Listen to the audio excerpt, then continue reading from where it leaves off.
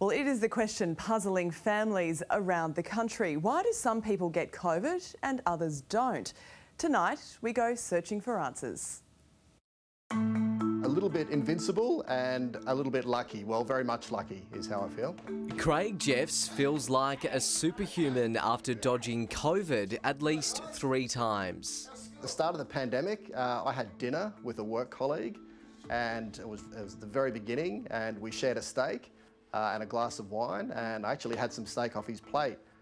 He was positive at the time. I went to the Waratahs game and sat next to one of my mates who was COVID positive. And the third encounter was only very recently. My wife contracted COVID. The father of 2 from Sydney was inside the same house as his wife for 5 days, but he never got sick. He's among a legion of people who seem resistant to the virus. So we're obviously isolating that week because of her. So we're working together, we're cooking together. We exchanged.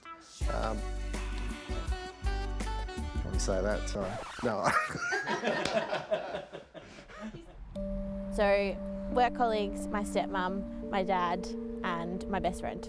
Yeah, she's had it twice, poor thing, and I was around when she actually got it, so it's pretty scary. 26-year-old supermarket worker Courtney Forth has been surrounded by COVID too. 14 of her team members have it, but not even close contact with her parents infected her. So we would cook dinner together, we would sit down and have dinner together, we'd still interact and do our housework together, walk around the house. Although Dad was really sick and he was laying in bed, I'd still go and take him dinner or take him an icy pole or something like that, and I still haven't got it. Why do you think you've been able to dodge COVID? That's a good question. I've gotten the flu a fair few times as an adult. Just every couple of years I get the flu and I get quite sick. Emma Howarth lives in Goulburn, New South Wales. COVID's ripped through her household twice, infecting her husband, 10-year-old and 5-year-old. We didn't isolate her. I mean, it's hard to isolate from your 5-year-old. We sort of tried to limit cuddles and kisses, and we were, wiping everything down after she touched it. But no, we sort of had her out in common areas. I'd resigned myself, especially with my 5-year-old. I just thought, I was doing a rat test and she sneezed in my face. So I was like, well, I've got it. Somehow she didn't. They sort of joke around and call me a superhero, because I haven't got it. Mum of 4 Samantha Waters has spent the past 2 years working on the front line as a disability support worker. One of the young ladies I look after, when she first got it, she was hugging me and kissing me and sitting right next to me, and I didn't catch it, but her family did and the other support workers did.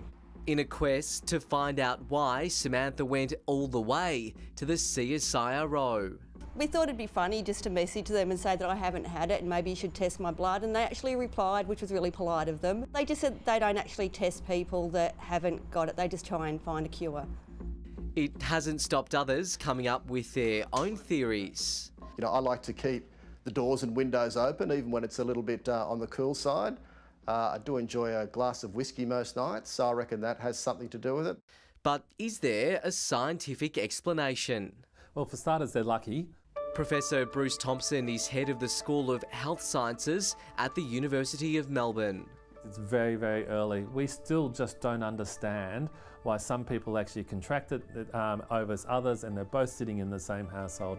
He says there are many variables at play which we don't yet fully understand.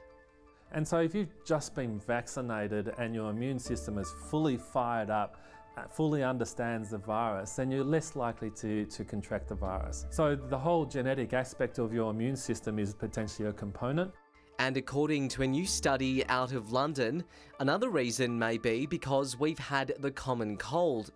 Researchers say they found high levels of pre-existing T cells, which are created by the immune system to fight viruses, may help ward off COVID-19. There's some good data to suggest that if you've actually had a common cold, which is also part of the umbrella coronavirus group, then you may be a bit more protected. But if there's one thing we know about COVID, it's that nothing is certain. I reckon I'll probably get it tomorrow, my first day of holidays now, so who knows. The immune system is always going to be a mystery. It's extremely complicated, and this is a new virus that didn't even exist 2 years ago, and now we need to understand how the body actually responds to that for an overall population.